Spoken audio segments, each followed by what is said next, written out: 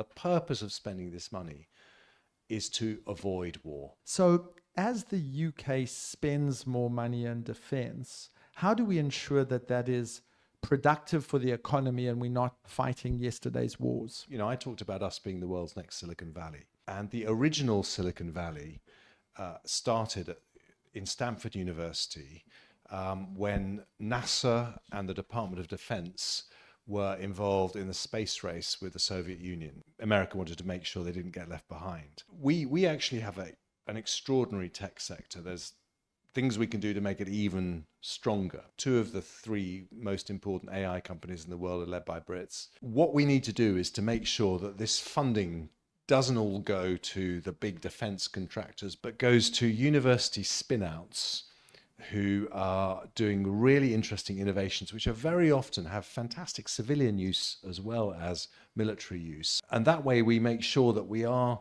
you know, discovering things like the drones, of whatever the next big thing is in terms of new technology. But I think the important thing to say is that the purpose of spending this money is to avoid war.